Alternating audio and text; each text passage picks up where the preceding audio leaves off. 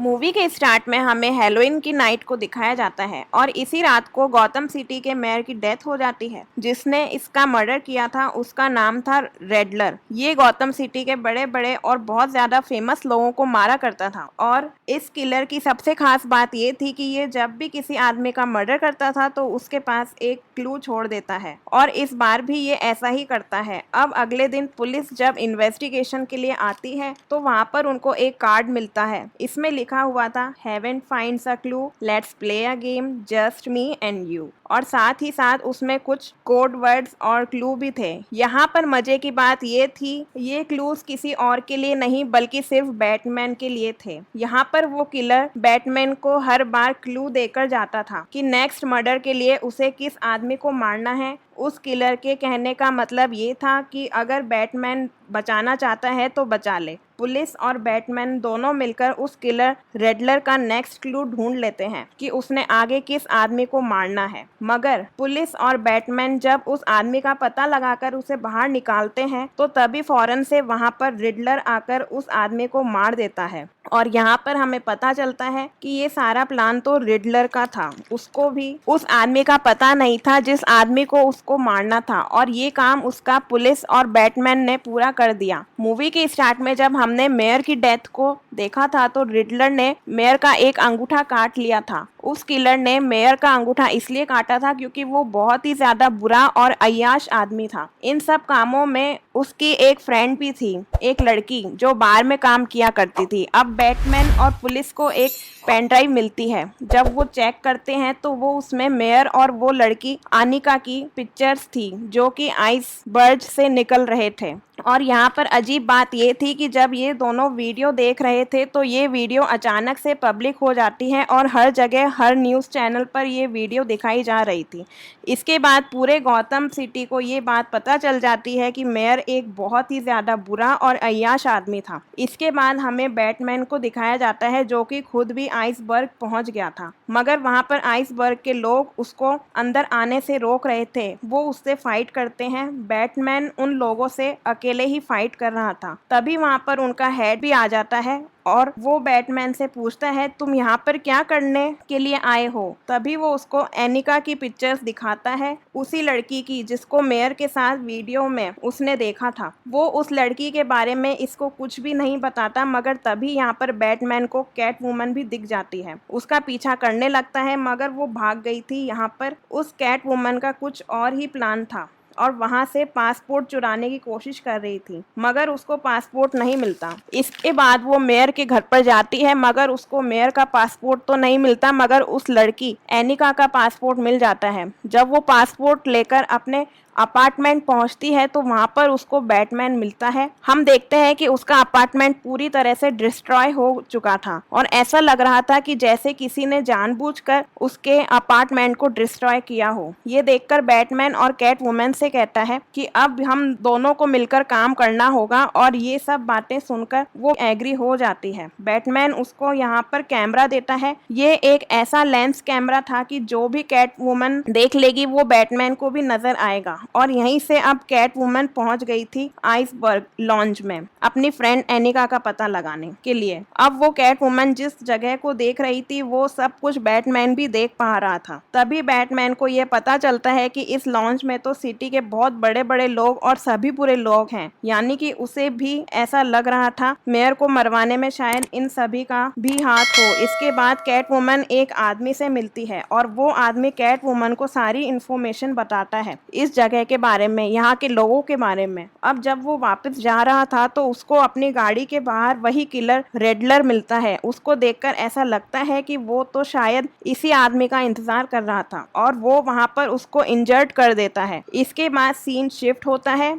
Next day पर हम देखते हैं कि गौतम सिटी के लोग अपने मेयर के फ्यूनरल पर आए हुए थे। तभी वहां अचानक से एक गाड़ी बहुत तेज स्पीड से आती है और आकर वो विंडो पर हिट करती है। वो अंदर आ गई थी। उस गाड़ी में से वही आदमी निकलता है जिसने सारी इंफॉर्मेशन कैट वुमन को बताई थी। उसके गले पर एक बॉम्ब बंधा हुआ था। इस वक्त उसका मुंह टेप से बंधा हुआ था और उसके हाथ में एक मोबाइल भी था। ये देखकर बैटमैन वहां से जल्दी से भागता है और अपना कॉस्ट्यूम पहनता है है ताकि वो ठीक तरह से सिचुएशन को हैंडल कर सके और लोगों की नजरों में भी ना आए। और अब जो उस आदमी के हाथ पर फोन बंधा हुआ था उसमें से रिडलर की आवाज आ रही थी। वो बैटमैन से कहता है, मैं तुम्हें 3 टास्क दूंगा, अगर तुमने तीनों को सॉल्व कर दिया तो ये आदमी बच जाएगा, और अगर तुमने एक का भी जवाब सही तरीके से ना दिया तो बेचारे आदमी की जान चली जाएगी। बैटमैन ने 2 टास्क को तो सॉल्व कर दिया था मगर तीसरे टास्क को सॉल्व नहीं कर पाता, जिसकी वजह से उस आदमी की बॉडी पर लगा हुआ बॉम्ब ब्लास्ट हो जाता है और वो वहीं पर मर जाता है। ये ब्लास्ट इतना ज्यादा बड़ा था कि इससे बैटमैन भी बेहोश हो गया था। वो होश में आता है तो वो अपने सामने एक इंस्पेक्टर को देखता है। उसके सामने और भी ज्यादा पुलिस वाले थे। वो इंस्पेक्टर को बताता है कि हमारे गौतम सिटी के बहुत सारे बुरे लोग पुलिस वालों से भी मिले हुए हैं और अगर तुम्हें इस बात का प्रूफ चाहिए तो मैं तुम्हें दे सकता हूँ, क्योंकि कैट वुमन को जब मैंने भेजा था उसके पास जो लेंस कैमरा था उसमें मुझे सब फुटेज मिल चुकी है। मगर यहाँ पर बैटमैन ये सोच रहा था कि अगर इसने पुलिस वालों के खिलाफ कोई भी एक्शन लिया तो इस इंस्पेक्टर की जान भी खतरे में आ सकती है। अब बैटमैन वहाँ पर उस इंस्पेक्टर से झगड़ा करने का नाटक कर रहा था और उसके मुंह पर एक पंच मारकर वहाँ से भाग जाता है। जब बैटमैन घर पहुँच गया था तो घर पहुंचकर उसको पता चलता है कि पुलिस स्टेशन में कमिश्नर की डेथ हो गई है। नेक्स्ट सीन में हम कैट वुमन को देखते हैं जिसको अपनी बेस्ट फ्रेंड एनिका की लाश मिलती है। ये देखकर वो कैट वुमन बहुत ज्यादा परेशान हो गई थी क्योंकि वो तो अपनी बेस्ट फ्रेंड की जान को बचाना चाहती थी। इसके बाद सीन शिफ्ट होता है ऑल्फ्रेड पर। ऑल्फ्रेड दरअसल वो आदमी था जिसके पास बैटमैन शुरू से ही रहा करता था। ऑल्फ्रेड के पास एक पार्सल आता है जो कि बैटमैन के लिए था, मगर उसको इस पार्सल में कुछ गड़बड़ नजर आ रही थी, मगर इसको ये पार्सल ठीक नहीं लग रहा था। इस वजह से ये इसको अपने से दूर फेंक देता है। तभी एक जोरदार ब्लास्ट होता है जिसकी वजह से ऑल्फ्रेड वहां पर इंजर्ड हो गए थे। इसके बाद हमें दिखाया जाता है कि बैटमैन को अपने पास्ट से रिलेटेड कुछ बातें पता चलती है। उसे पता चलता है कि उसके फादर ने एक बहुत बड़ी कंपनी बनाई थी। वो कंपनी सिर्फ गरीबों के लिए थी, मगर यहाँ पर उसको ये भी पता चलता है कि उसके फादर जितना अच्छा लोगों के सामने बना करते थे वो उतने अच्छे थे नहीं।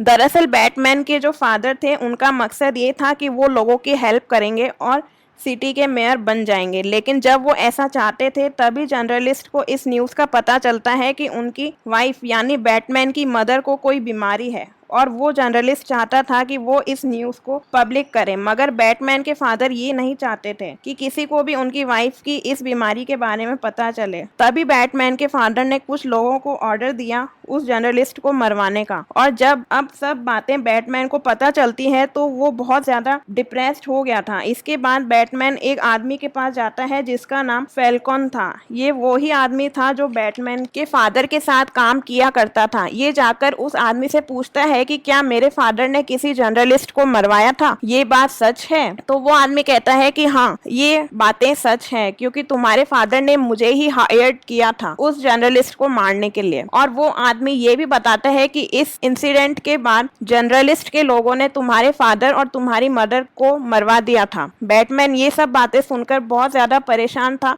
वो अपने गार्जियन ऑल्फ्रेड के पास जाता है। इनको वो अपना सब कुछ मानता था और जितनी भी बातें उसने पेरेंट्स के बारे में सुनी थी वो जाकर सब ऑल्फ्रेड को बताता है। वो बताते हैं कि तुम्हारे फादर एक बहुत ज्यादा अच्छे इंसान थे, उन्होंने कभी भी किसी को मरवाने की कोशिश नहीं की। ये सब झूठ बातें हैं जो तुम्हें पता चली हैं, और सच बात तो ये है उस आदमी फॉल्कॉन के पास वो इसलिए गए थे कि वो अपनी फैमिली की इमेज बचा सके। उन्होंने उस आदमी को ये नहीं कहा था कि जाकर जर्नलिस्ट को मार दो, उन्होंने बस ये कहा था मेरी फैमिली की इमेज खराब नहीं होनी चाहिए ताकि उनके मेयर बनने के रास्ते में कोई भी रुकावट ना आए। और सच बात तो ये है जो मैंने तुम्हें आज तक नहीं बताई, उसी आदमी फैल्कॉन ने तुम्हारे पेरेंट्स को मारा, क्योंकि उस आदमी ने ऑलरेडी जर्नलिस्ट को मार दिया था और वो ये नहीं चाहता था कि ये बात पुलिस तक पहुंचे, और इन सब बातों के बारे में सिर्फ तुम्हारे पेरेंट्स को पता था, इसलिए उस आदमी ने तुम्हारे पेरेंट्स को भी मार दिया। ये सब बातें सुनकर बैटमैन को बहुत ज्यादा गुस्सा आ गया था। वो सीधा उसी आइसबर्ग लॉन्च पहुंचता है जहां पर उसको कैट वुमन भी मिलती है, और अब इन दोनों का एक ही मकसद था,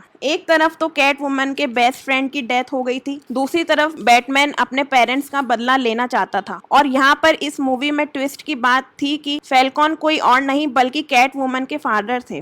वो बैटमैन को बताती है कि मेरी मदर भी इसी लॉन्ज में काम किया करती थी, मगर मेरे फादर ने कभी भी मुझे अपनी बेटी नहीं माना और अब मैं भी अपने फादर से बदला लेना चाहती हूँ, उन्हें मारना चाहती हूँ। और यहाँ पर जोरदार फाइट होती है। फाइनली कैट वुमन को मौका मिल गया था अपने फादर की जान लेने का, मगर यहाँ पर बैटमैन और इंस्पेक्टर को मना कर देते हैं। इसके बाद वो आदमी फैल्कॉन आदमी को पुलिस के हवाले कर दिया जाता है। जब पुलिस उसको बाहर लेकर आ रही थी तभी वहाँ पर किलर रेडलर, जो कि शुरू से ही फैल्कॉन के इंतजार में था, वो इस पर निशाना लगाकर बैठा था और फौरन से इसको मार देता है। इस इंसिडेंट के बाद बैटमैन को उस किलर के बारे में और ज्यादा बातें पता चली थी और यहाँ पर बैटमैन समझ गया था कि रिडलर बहुत ही ज्यादा माइंडेड पर्सन है, वो ऐसे ही किसी का मर्डर नहीं कर रहा। और उसको ये भी पता चलता है कि बचपन में वो किलर रेडलर ये सोचा करता था कि मैं भी ऑर्फन हूँ और बैटमैन भी, लेकिन मैंने इन सब चीजों को गौर से देखा है। पेरेंट्स के बिना दुनिया बहुत ज्यादा मुश्किल है। बैटमैन को कभी भी कोई मुश्किल नहीं हुई क्योंकि उसके पेरेंट्स उसके लिए बहुत ज्यादा पैसे छोड़ गए थे और वो बैटमैन से इसलिए जेलस था कि बैटमैन ने कभी भी अपनी जिंदगी में कोई मुश्किल नहीं देखी। फिर भी वो इतना ज्यादा फेमस है बैटमैन, जो कि रिडलर के बारे में पता कर रहा था। तभी उसे पता चलता है कि उस किलर रिडलर ने बहुत सारे बॉम्ब्स को कार में फिट कर दिया है और वो सभी कार वाटर पाइपलाइंस के पास जाकर ब्लास्ट हो जाती हैं। देखते ही देखते वहां पर जोरदार ब्लास्ट होता है। वहां पर बहुत सारा पानी भर गया था। गौतम सिटी के गौतम गार्डन में सब पहुंच जाते हैं। ये सब तो रिडलर का प्लान था और वो जानता भी था कि आगे क्या होने वाला है। तभी वहां पर रिडलर के बहुत सारे लोग आ गए थे अपनी गन्स लेकर, ताकि वो लोग एक एक करके वहां पर सभी लोगों को मार दें। मगर तभी बैटमैन और कैट वुमन आकर उन लोगों से फाइट करते हैं और उन्हें रोकते हैं। वो अपने स्किल्स का यूज करके लोगों से फाइट करते हैं और उनसे गन भी छीन लेते हैं। इस तरह गौतम सिटी का बहुत बड़ा नुकसान होने से बच गया था और किलर रेडलर को पकड़ लिया जाता है, उसे जेल में डाल दिया जाता है। मूवी के लास्ट सीन में दिखाया जाता है रिडलर को जिस सेल में बंद किया था उसके साथ वाले सेल में जोकर भी होता है, जो कि रिडलर से उस वक्त बात कर रहा था। और इसी के साथ ये मूवी यहीं पर एंड हो जाती है। हेलो गाइस, आपको ये मूवी का हिंदी एक्सप्लेनेशन कैसा लगा और आगे आप कौन सी मूवी का एक्सप्लेनेशन सुनना चाहेंगे कृपया कमेंट में लिखकर बताएं और मेरे इस चैनल को लाइक और सब्सक्राइब जरूर करें। और हाँ, बेल आइकन दबाना मत भूलिएगा, जिससे आपको समय समय पर आने वाली मूवीज़ की नोटिफिकेशंस मिलती रहे। धन्यवाद।